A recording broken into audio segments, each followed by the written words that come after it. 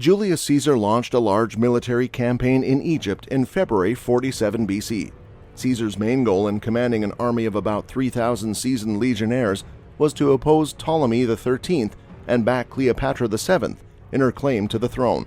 On the banks of the Nile, Ptolemy oversaw a powerful force of about 5,000 warriors. The majority of the legionnaires who fought in Caesar's army were battle-tested soldiers who had served under his direction for many years.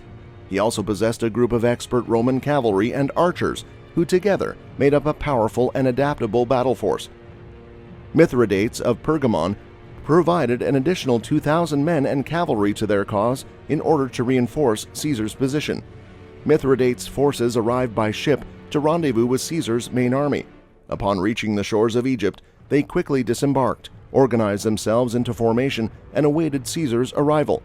Mithridates' army boasted a diverse composition, including Pontic cavalry, Syrian spearmen, archers, and even a contingent of several hundred veteran legionnaires from the Roman Republic. Meanwhile, Ptolemy, recognizing the threat posed by Caesar's advancing army, ordered reinforcements to be sent promptly. The additional troops arrived just in time to fortify Ptolemy's position, granting his army a significant geographical advantage. Stationed on an elevated plain, they prepared to engage Caesar's forces. Ptolemy's army consisted of various units strategically deployed to counter the impending Roman onslaught. Hoplites, known for their distinctive round shields and long spears, formed the backbone of the Egyptian infantry. They were accompanied by pikemen, skilled in wielding long pikes to repel enemy charges. Additionally, the Egyptian army employed slingers, who could rain down projectiles upon the advancing Romans. Notably, a handful of elephants were also part of Ptolemy's forces, adding a fearsome aspect to their defense. As Caesar closed in on Ptolemy's position, he ordered his army to form into battle formations. Recognizing the need to neutralize Ptolemy's advantage, Caesar devised a strategy. He decided to split his forces into two groups. The left side comprised heavily armed legionnaires, while the right side consisted of lighter troops, ideal for flanking maneuvers and swift maneuverability. Caesar's plan involved employing his available cavalry to the left flank, intending to encircle and flank Ptolemy's army. By attacking from an unexpected direction, Caesar aimed to disrupt Ptolemy's defenses and undermine his strategic advantage. At the front of the main force, Caesar ordered his legionnaires to form into tight testudo formations, minimizing casualties as they ascended the elevated plain. When the battle commenced, Ptolemy directed his siege equipment forward, unleashing a barrage of projectiles upon the advancing Roman forces.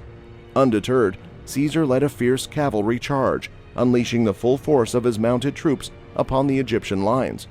Simultaneously, Mithridates' soldiers executed a flanking maneuver on the right side of Ptolemy's army, diverting attention away from the main Roman legionnaires in the center.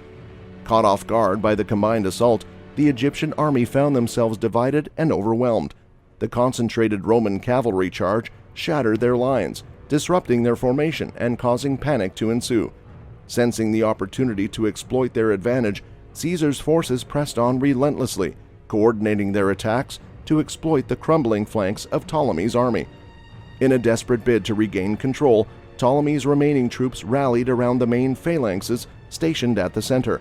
However, facing mounting pressure from Caesar and Mithridates' forces, the Egyptian phalanxes began to falter. The disciplined Roman legionnaires, fueled by years of experience and Caesar's leadership, pushed forward with unwavering determination. As the battle raged on, Caesar observed an opportunity to further exploit Ptolemy's vulnerable position. He strategically split his cavalry forces, directing one group to attack the exposed artillery operated by Ptolemy's troops.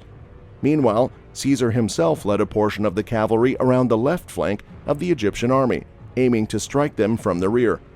The sight of Caesar's cavalry swooping in from unexpected angles struck fear into the hearts of Ptolemy's soldiers. Their lines crumbled under the relentless assault, causing chaos and confusion to spread throughout their ranks. The elephants, once a symbol of strength and intimidation, became uncontrollable amidst the chaos, further disorienting the Egyptian forces. With the flanks collapsing and their morale shattered, many of Ptolemy's soldiers began to retreat from the battlefield. Ptolemy himself, faced with the certainty of defeat, made a hasty escape, fleeing the scene. His tired and severely wounded men, realizing their leader's departure, followed suit, abandoning their posts and fleeing in disarray. Left in a state of disarray, the Egyptian phalanxes in the center lost their cohesion and panic ensued. The Roman legionnaires, sensing victory within reach, pressed their advantage, launching a final assault that shattered the remaining resistance. Ptolemy's army, now in full retreat, was left in tatters. Julius Caesar emerged victorious upon the battlefield. Rumors circulated that Ptolemy, in his attempt to escape, had drowned when his ship capsized. With the defeat of Ptolemy's forces, Egypt fell into the hands of Caesar. In a strategic move to solidify his influence, Caesar lifted the siege of Alexandria and placed Cleopatra on the throne alongside her younger brother, Ptolemy XIV, as co-ruler.